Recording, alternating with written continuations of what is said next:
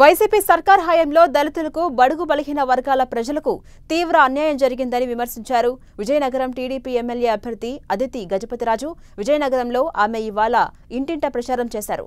YCP ప్రభుత్వం వచ్చిన తర్వాత అంబేద్కర్ విదేశీ విద్యా పథకం, fees reimbursement, best available schools వంటి పథకాలను నిలిపేసి దళితులకు ద్రోహం చేశారంటూ ఆమె ఆరోపించారు. మళ్లీ టీడీపీ ప్రభుత్వం వచ్చిన తర్వాత ఆ పథకాలను పునరుద్ధరించడంతో పాటు పట్టణ ప్రాంతాల్లో పేదలకు 2 సెంట్ల ఇళ్ల స్థలాన్నిచ్చే బాధ్యత తాము తీసుకుంటామని ఆమె చెప్పారు. చంద్రబాబు నాయుడు గారు ముఖ్యమంత్రి ఉన్నప్పుడు ఈ అంబేద్కర్ విదేశీ విద్య పేద బడుగు బలహీన వర్గాల కోసం వారు అమలు చేస్తే అది కూడా ఈ వైసీపీ ప్రభుత్వం వచ్చాక పూర్తిగా నిర్వీర్యం అయిపోయింది. అయితే మళ్ళీ చంద్రబాబు నాయుడు గారు ముఖ్యమంత్రి అయిన వెంటనే అంబేద్కర్ విదేశీ విద్య అని మనం మళ్ళీ మొదలు పెడదాం. అలాగే ఫీజు రీయింబర్స్మెంట్ కూడా పూర్తిగా కన్ఫ్యూజన్లోకి తెచ్చేసి ఈ పేద ప్రజల కోసం పై చదువులు అనేది చాలా కష్ట పరిస్థితుల్లో తీసుకొచ్చారు. చంద్రబాబు నాయుడు గారు వచ్చిన వెంటనే మళ్ళీ మనం ఫీజు రీయింబర్స్మెంట్ ఎలాగైతే ముందు చేశామో సమయానికి వెళ్ళేలా చంద్రబాబు నాయుడు గారు ఖచ్చితంగా చూస్తారు. అలాగే ఇప్పుడు ఎస్సీ కార్పొరేషన్ నుంచి కూడా ఎస్సీ కార్పొరేషన్ కూడా ఏ నిధులు కూడా ఇవ్వలేదు. అలాగే బెస్ట్ అవైలబుల్ స్కూల్స్ కూడా పూర్తిగా నిర్వీర్యం చేసేశారు. అలాగే మనం చూస్తుంటే ఏరియాస్లో ఫీడర్ అంబులెన్సెస్ కూడా పూర్తిగా ఆపేశారు.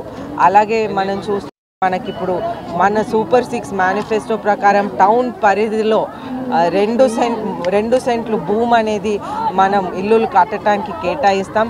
నందమూరి తారక రామారావు గారి టైం నుంచి ఎప్పుడైనా రాజ్యాంగం రచించిన రోజు నుంచి నందమూరి తారక రామారావు గారు మొట్టమొదటిసారిగా సంక్షేమం అనేది ప్రజలకి చేసి చూపెట్టారు. భారతదేశంలోనే ఫస్ట్.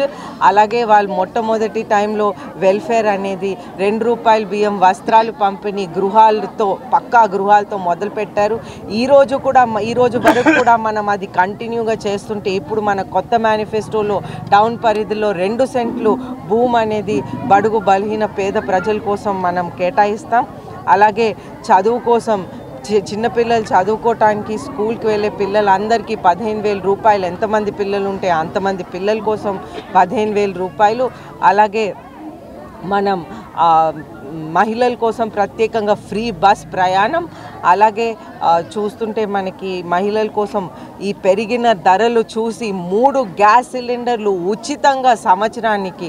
అలాగే 18 to 49 ఇయర్స్ మహిళలు 1,500 నెలకి. అయితే అలాగే చంద్రబాబు నాయుడు గారు మహిళల కోసం ఎంతో చేశారు.